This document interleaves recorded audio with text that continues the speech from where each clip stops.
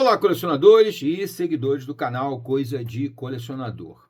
Quero começar a gravar uns videozinhos aqui, porque eu tenho sempre essa enorme preocupação, não só como colecionador, mas também como alguém que quer divulgar alguma coisa, trazer gente nova para uma cultura mais antiga, mas que é uma cultura, que é uma erudição, que deve pertencer a todo mundo. Quanto mais gente atrair, melhor. Aproveito logo para pedir a vocês para também compartilhar os nossos vídeos, principalmente com gente bem mais nova do que eu, tá? A galera dos seus 15, dos seus 20, dos seus 30 anos, que é quem precisa conhecer um pouco mais de uma cultura mais erudita, mais rebuscada, mais sofisticada, mais interessante, abrir um novo universo. Não estou falando contra o que existe hoje em dia. Eu tenho a minha opinião sobre o que existe hoje em dia, mas não é isso o motivo do vídeo. O motivo do vídeo é atrair mais gente para esse tipo de cultura, como é o que nós abordamos aqui normalmente, né? História em quadrinho de melhor qualidade,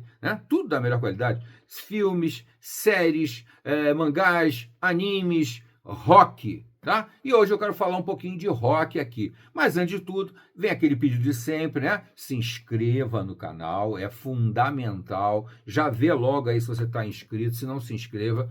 E no final do vídeo você deixa o gostei ou não gostei, faz parte da brincadeira. Deixe o hype é muito importante. Se puder deixar um hype com alguma contribuição financeira, a família penhorada agradece. Agora, se não puder, pelo menos deixe um hype gratuito, que já é muito legal para a gente.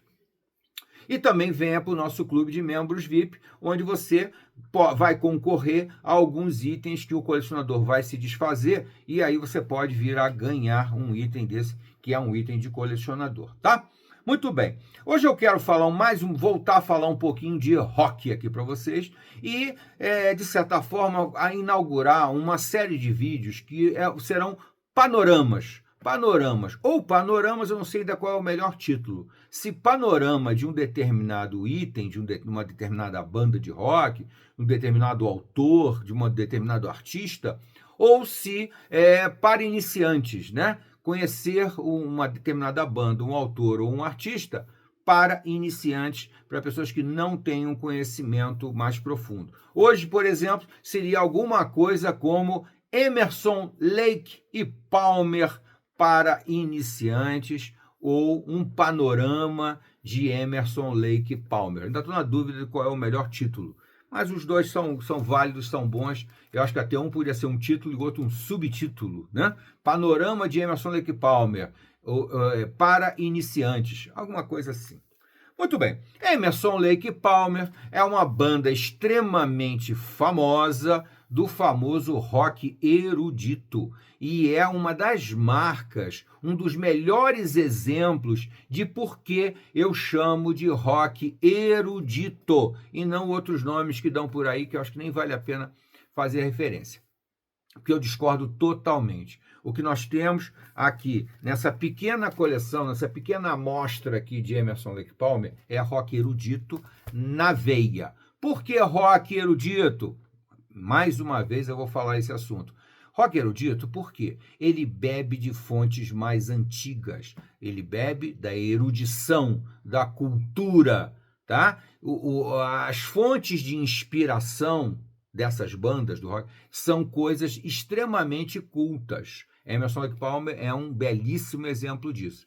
Além de temas que remontam à cultura, né, literatura, cinema, qualquer outra coisa do tipo, eles também têm uma forma de composição que bebe basicamente da música erudita, da música clássica, dos grandes clássicos, Mozart, Beethoven, Mussorgsky, Ravel, Shostakovich, Rimsky-Korsakov, aqueles caras todos da música mais clássica, que a maior parte da galera abaixo dos 40 anos talvez tenha ouvido falar do Beethoven, mas é só do Beethoven, tá?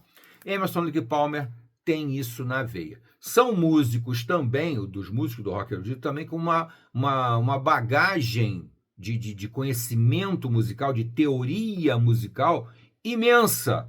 Quase todos eles verdadeiros maestros, porque dominavam vários instrumentos diferenciados, tá? Várias bandas daquela época. Eu posso citar aqui uma das bandas que eu vou falar aqui, é o King Crimson, que o King Crimson, que é um pouco anterior ao Emerson Lake Palmer, já era uma banda composta assim por virtuosos. Virtuosos são aqueles músicos que dominam a música como a palma da mão, conhecem música no DNA, no sangue. É uma coisa assim muito forte mesmo. Outra banda, outro exemplo fantástico disso aí, do rock erudito, é uma banda até que eu não gosto muito, tá, gente? Eu estou citando, já citei o King Crimson aqui, que é uma banda que eu não gosto muito, mas que é um excelente exemplo do rock mais erudito, tá? A outra banda que me lembra aqui é o Gentle Giant. O Gentle Giant eram basicamente 3 músicos e eles tocavam praticamente qualquer coisa. Tanto é que havia um rodízio entre eles tocando instrumentos diferentes, dentro daquela base do rock, né? Que é a guitarra, o baixo, a bateria, os teclados. Dentro dessa base, os músicos se revezavam. É uma maluquice de erudição, né? Porque uma coisa são tecladistas que tocam vários instrumentos de teclado. Isso é um pouco mais comum, não é muito, mas é um pouco mais comum. O guitarrista que toca violão e todos os estilos de instrumentos de corda associados ao violão, né? O baixista, a mesma coisa. O baterista que também é percussionista, que já é um negócio sensacional. Mas agora você imagina, entre eles poderem trocar de instrumentos, né? Eu vou lembrar aqui também do Phil Collins, do famoso Phil Collins, né, que foi baterista, começou como baterista do Genesis, acabou virando vocalista e ficou mais famoso como vocalista. Mas era um músico de diversos instrumentos. Phil Collins não era apenas vocalista e baterista, não. Ele fazia, o domínio dele da música era imenso, imenso mesmo. E esses caras como Emerson Lake Palmer são exatamente isso. Esse aqui é o famoso primeiro álbum deles, que foi conhecido aqui no Brasil como o álbum da pomba, né? Porque tem uma pomba aqui na capa, mas o álbum se chama apenas Emerson Lake Palmer, que é quase que uma tradição, né? Muito comum, né? O primeiro álbum de um músico ou de uma banda ser apenas o nome no músico ou da banda. Muito bem. Emerson Lake Palmer são especificamente Keith Emerson, Greg Lake e Carl Palmer. 3 virtuosos da música lá dos anos 70, aliás, dos anos 60, né? Porque eles começam a tocar em bares, em diversas bandas nos anos 60. O Emerson Lake Palmer é que compõe o seu primeiríssimo álbum esse aqui é 1970 ou 71. Não sei se é 70 ou 71. Agora de cabeça é 71. 1971 sai esse primeiro álbum aqui, tá? Keith Emerson fazia parte de uma banda que era muito famosa no circuito inglês, que era o Nice. O Nice era uma banda famosa com influência de alguns estilos, principalmente o rock, mas um rock mais básico, um rock mais erudito, mais antigo, alguma coisa de jazz, muita influência de jazz e influência de blues. Eram as influências do Nice, tá? Se você gostar da música do Emerson Lake Palmer, não significa que você vai gostar do Nice, tá? A pegada musical do Nice é bem diferente da do Emerson Lake Palmer. E vice-versa, tá? E vice-versa. Um músico com formação clássica, tá? Para tocar um pianista, ele, logicamente, a origem dele, ele é aliás, vamos especificar, né? O Keith Emerson é o multitecladista, ou tecladista apenas, né? O homem dos keyboards, Ele era um músico para tocar em orquestra, que era muito comum nessa época. Todo mundo que ia estudar piano acabava sendo um pianista de orquestra. Então a formação musical do Keith Emerson é enorme, é gigantesca. É um músico com formação clássica, de teoria musical clássica, conhecendo os clássicos da música no piano e nos arranjos, nas composições. Então ele é um grande mestre aqui das melodias e dos arranjos, é o Keith Emerson, que a origem é o Nice. Greg Lake, a origem dele é algumas bandas antes, mas basicamente a origem dele é o King Crimson, que é uma banda muito famosa, muito importante, mais do que o Nice, talvez, no rock erudito. Por quê? Porque o Nice não é exatamente uma banda de rock erudito. O King Crimson, sim, é uma banda de rock erudito com toda a erudição possível e imaginável. O Greg Lake é vocalista e baixista. Era vocalista e baixista, mas um músico com uma bagagem muito forte de música que se assemelham, né? É o soul music, o country music, né? Ele era um músico mais de uma música, que seria a música caipira inglesa, digamos assim, né? Porque todos os três são ingleses, Keith Emerson, Greg Lake, Carl Palmer, todos os três ingleses, e a origem dele é bem diferente, as origens, as bases musicais do Greg Lake são bem o folk music, né? O nome, o estilo musical que domina o estilo do Greg Lake é o folk music, que é uma música caipira inglesa, tá? O folk music. Mas com uma bagagem também musical muito forte, com uma origem muito pesada do King Crimson, porque todos os músicos ali tinham excesso de talento, excesso de conhecimento.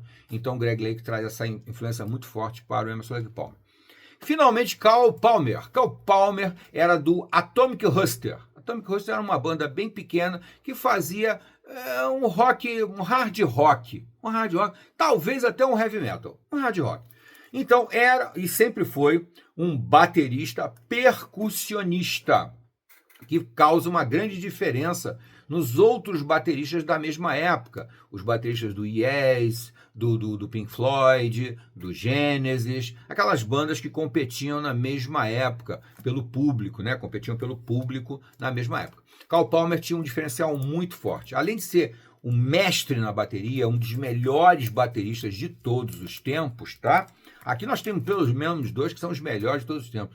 Keith Emerson é um dos melhores tecladistas de todos os tempos. Na minha opinião particular, ele é o segundo melhor, porque o melhor é o Rick Wakeman.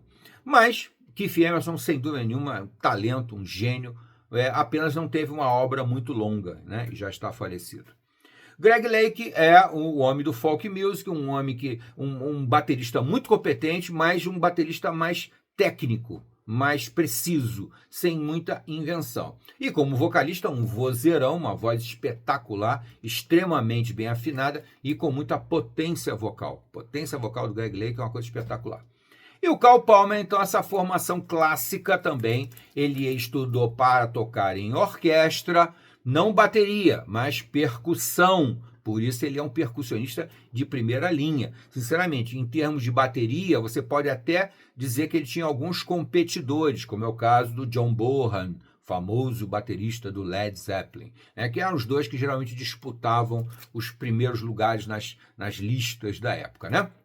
Mas o Carl Palmer tinha uma diferença muito grande para o John Bonham, que é a percussão. O Carl Palmer dominava a percussão, a bateria dele era uma das maiores baterias do rock erudito, se não for a maior, por causa das percussões que ele usava. Ele usava muita percussão, isso dava um diferencial para o Emerson Lake Palmer enorme e dava uma profundidade musical gigantesca, dava uma potência de sonora ao Emerson Lake Palmer gigante. Os muitos teclados do Keith Emerson, que era uma parafernália de teclado gigantesca, e a bateria gigantesca do Carl Palmer, né?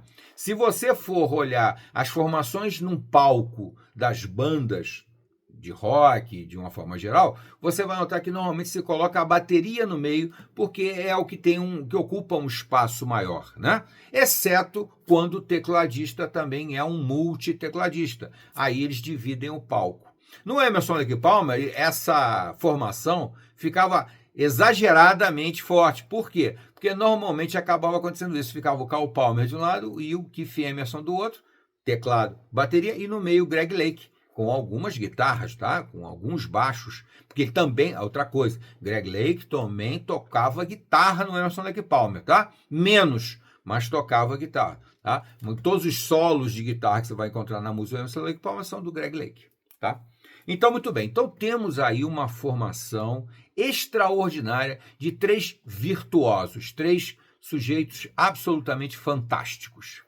Tinha tudo para ser, talvez, a melhor banda da época, porque em outras bandas você não tinha talentos tão poderosos como esse. No Pink Floyd, por exemplo, você não tinha nenhum talento virtuoso, você tinha um conjunto muito bom. O conjunto Pink Floyd era muito bom, mas individualmente só o David Gilmour era uma guitarra extraordinária. tocava vários instrumentos. Roger Waters, o tecladista, que agora me faltou o nome, e o baterista eram apenas medianos, bons, competentes, mas não virtuosos.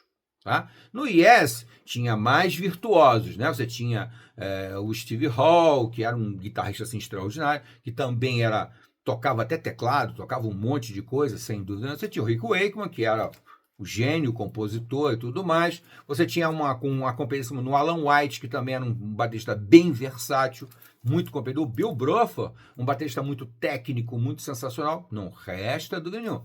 Mas nenhum deles poderia ser destacado sempre como o melhor. Quando havia competição por alguma lista de uma revista famosa de rock, geralmente, praticamente certo, que você ia encontrar nessa lista pelo menos o Keith Emerson e o Carl Palmer. Ou no primeiro ou no segundo lugar, mas eram sempre eles, tá? As outras bandas apareciam aqui, outra ali, um lá. Muito bem. Vamos lá falar um pouquinho agora da discografia, né? A discografia, então tudo tinha para dar certo com o Emerson Lake Palmer, mas não deu tão certo assim, tá? A banda sempre foi muito irregular por diversos motivos. O principal motivo eram as origens musicais de cada um. Esse é o principal motivo. Há um problema lógico de personalidade que sempre acontecia em todas as bandas. Algumas discordâncias, desavenças e outras coisas mais, e outras coisas menos, né, mais inferiores, assim, que não deveriam acontecer, mas aconteciam, tudo bem? E o Emerson Lake Palmer não conseguiu chegar ao primeiro lugar das paradas apenas em alguns momentos realmente apoteóticos. Mas faltou uma consistência, faltou uma constância, faltou consolidar um caminho, como, por exemplo, o Pink Floyd consolidou, o Genesis consolidou, o Yes consolidou, com assim, meia dúzia de discos seguidos muito bons. Isso consolida uma carreira de uma banda, né? Emerson Lake Palmer não conseguiu isso. Emerson Lake Palmer é muito irregular. O primeiro é um disco aqui, eu consegui uma edição muito bacana, que é uma edição com 2 CDs e tal, até por isso é que eu tenho esse álbum. Mas eu já considero um álbum fraco. É um álbum que ele é mediano. Quase todas as composições são, como é que eu posso dizer, ainda um pouco atarracadas. Faltava aquela grandiloquência, aquela grandiosidade que depois aconteceria, mas em momentos também pontuais.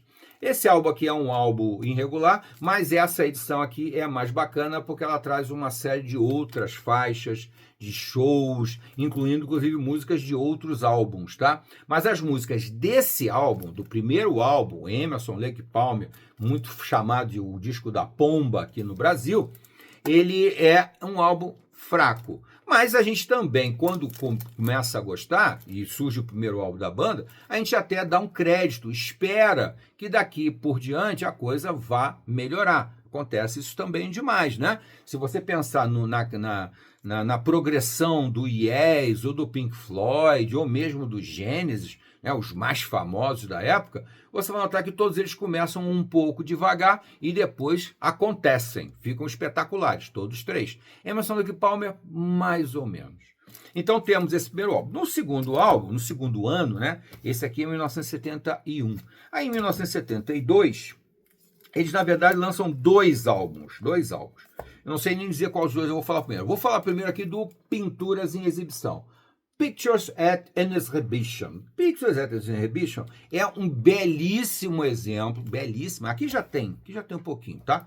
Mas esse aqui é o exemplo mais do que perfeito da influência direta, rápida e objetiva da música clássica, da música erudita, por isso eu chamo de rock erudito, no Emerson Lake Palmer e, por consequência, nesse rock dessa época, que fez um sucesso extraordinário, mais ou menos nos anos 70. Os anos 70 é dominado pelo rock erudito, tá? Logicamente com alguma coisa de heavy metal, de alguma coisa de hard rock, de Purple, Black Sabbath, essas coisas.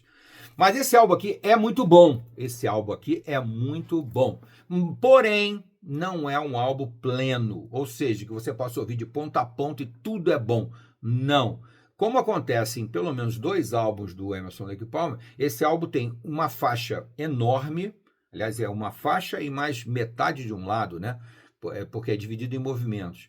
É a Sinfonia Pinturas em Exibição, do Mussorgsky, Modest Mussorgsky, um dos grandes compositores clássicos, eruditos russos, tá? E aqui ele pegou o Keith Emerson, o Carl Palmer e o Greg Lake, adaptaram a famosa sinfonia Pictures at an Exhibition, Pinturas em Exibição, do Mussorgsky, para o rock. Fizeram um trabalho brilhante, excepcional, de uma competência única, sensacional mesmo, tá?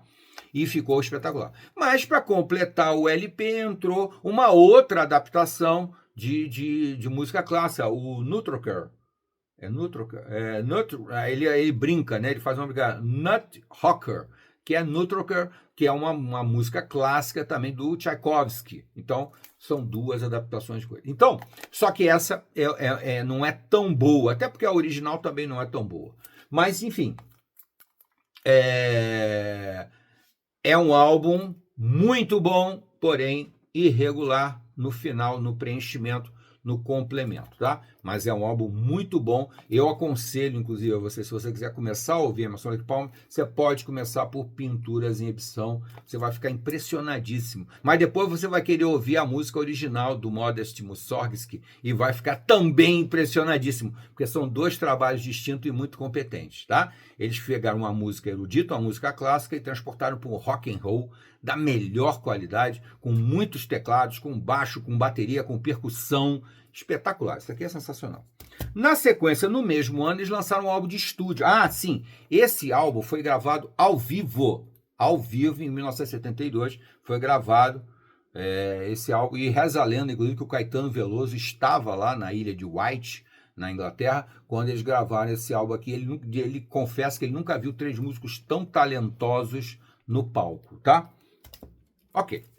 E aqui nós temos então o segundo álbum do mesmo ano, que é o Tarcos, que é também um dos melhores álbuns do Emerson Lake Palmer. Tarcos, uma sinfonia composta pelos três. Então, de certa forma, esse álbum aqui é superior ao outro, porque o outro é uma adaptação de uma música clássica, de uma música erudita. Aqui não, aqui é uma composição completamente dos três e muito bem feita, inclusive com os três muito bem equilibrados na composição da música, na participação, não só na composição, como na execução, tá? É uma sinfonia baseada numa história fantástica, numa história totalmente nonsense, desse tatu aqui, que é um tatu que é um tanque, né? Um tatu que é um tanque, e ele conta uma historinha. Eles criaram uma historinha de um tatu que é um tanque, e aí narram isso de uma história melódica, né? Que eu acho essa maneira maravilhosa. Você pega uma história e conta ela em termos de música, e de letra também, né? Também tem letra aqui. É um trabalho absolutamente fantástico. Mas também tem algumas músicas que foram colocadas para preencher o LP na época. E essas músicas são mais fracas, bem mais fracas. E aí, então, você tem um álbum um pouco irregular, uma faixa longa de mais de 30 minutos, mais ou menos, espetacular, e depois algumas músicas você percebe nitidamente que foram colocadas para preencher o tempo de um LP, que era mais ou menos uns 40 minutos, tá? Então, mas é um álbum que vale a pena demais. Pode também ser uma porta de entrada para você que quer conhecer Emerson Lake Palmer, o Tarcos. Tarcos, 1972, se eu não me engano, 1972, acho que é 72. Muito bem. Em seguida, eles lançaram um álbum que eu nem tenho aqui comigo, porque eu acho um álbum fraco, que é o Trilogy, que é um álbum que tem o rosto dos três, o perfil dos três assim na capa, e é um álbum, na minha opinião, mais fraco do que esses dois anteriores. Ele tem basicamente duas músicas boas só. Se eu não me engano, é Hold Down, que é uma adaptação de uma música do Aaron Copland, né? Também um compositor clássico americano, erudito, e uma música mais deles, que é a própria música que dá título ao álbum, Trilogy. Tá? Esse álbum eu não aconselho você começar por ele, não aconselho de forma nenhuma, deve deixar ele para o final. Depois que você tiver ouvido o que tem de melhor, né? O creme de la creme, né? O creme do creme, o que tem de melhor, você então ouve outras coisas para formar uma opinião. Mas Emerson Lake Palmer, comece por Pinturas em Exibição do Mussorgsky, a faixa Pintura em Exibição completa, total, e depois o Tarcos, do segundo álbum, tá? Aí pulando o Trilogy, que só tem 2 músicas que eu acho que vale a pena, aí sim tem o álbum que eu considero definitivo deles, o melhor álbum deles e também o único, completo, total, muito bom. O Tarkus e o Pintura de Edição eu considero irregular, tá? Que é o Brain Salad Surgery. O Brain Salad Surgery, que até tem uma outra edição mais completa ainda dele aqui, mas eu tenho 2 edições aqui, bem classiconas. Essa aqui é uma edição japonesa e essa aqui é uma edição que foi feita posteriormente, mas também ela é bem bacana, ela abre e tal. Lembrando que tudo que eu estou mostrando aqui, gente, eu já mostrei em vídeo separado, tá? Então, o Brain Salad Surgery de 1974, ou 73... talvez eu esteja errando as datas, tá, gente? Talvez o Tarkus seja de 71, talvez seja isso aqui. É isso mesmo. O Tarkus é de 1971. 71. O Pintura de Exibição é mais ou menos da mesma época, 71, 72. E o Brain Salad Surgery é de 1973. 1973 é o Brain Salad Surgery. Esse aqui eu considero absolutamente completo, absolutamente impecável. Todas as faixas são muito boas e também tem uma sinfonia chamada Carnival 9. Carnival 9 é uma música, é uma sinfonia de vários movimentos, tal, inclusive dividida em movimentos, não são 3 movimentos, e é espetacular. Mas as músicas que entraram na composição do Brain Salad Surgery são todas elas muito boas. Inclusive aqui inclui o famoso Toccata, que é uma música composta exclusivamente pelo Carl Palmer. É uma música bem de percussão mesmo, e é espetacular. Inesquecível, tá? Esse daqui eu te digo que pode ser também o seu álbum de entrada. Pode ser. Esse aqui você vai ouvir sem susto ele completo. Mas você pode ouvir também, você deve ouvir também o Pintura de Exibição e o Tarkus, tá? Infelizmente, a partir daí, a banda faz uma turnê maravilhosa, sensacional, que gerou esse álbum aqui, o famoso Welcome Back, My Friends, to the Show That Never Ends. Ladies and Gentlemen, Emerson, Lake and Palmer, com essa abertura, uma voz muito melhor do que a minha, né, com certeza, mas um emblemático álbum com o melhor do Emerson, Lake e Palmer até esse momento. Esse álbum aqui, ao vivo, é um resumo da obra boa do Emerson, Lake e Palmer, tocando o que havia de melhor anterior a ele, todos esses 4 álbuns que eu mostrei aqui, né? Não cheguei a mostrar 4, mostrei 3, mostrei 4. Mostrei 4, não mostrei o quinto, né? O quinto era o Trilogy, que eu não mostrei. Esse álbum aqui é um resumo. A partir daí, infelizmente, Emerson, Lake e Palmer deixa de existir. Aliás, como quase tudo do rock erudito, deixa de existir nessas datas aí meio cruéis. 1975, 1976, começa a morte do rock erudito, lamentavelmente. Apesar de existirem alguns exemplos que continuaram, tá? Mas isso é papo para outro vídeo. Um resumo, um panorama, uma iniciação de Emerson, Lake e Palmer, é isso que eu mostrei aqui para vocês. Fazendo aqui só uma retrospectiva rápida, para o final você vê Emerson, Lake e Palmer, o primeiro álbum. Mas você pode começar perfeitamente pelo Pinturas em Exibição. Em seguida você pode ver sem susto, bem legal, o Tarkus. E muita atenção no Brain Salad Surgery, que é o álbum mais completo, tá? Mas em termos de qualidade musical, os anteriores também têm coisas do mesmo nível, o Tarkus e Pinturas de Exibição, tá?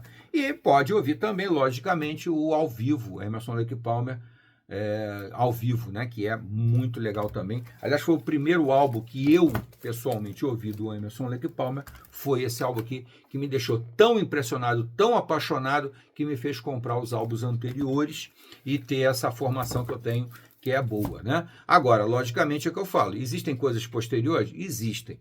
Vale a pena fazer referência a elas? Infelizmente, não. Se você quiser ouvir os álbuns que ainda existem depois disso, são pouquíssimos, uns 3 ou 4, uns 3, eu acho que nem 4, uns 3 álbuns, aí você vê por sua conta e risco. Eu não indico. Eu indico isso que eu falei aqui para vocês, que vai ficar muito bem marcado, e eu tenho certeza de que você vai ficar imaginando, poxa, como poderia ter mais coisas aí, e não teve.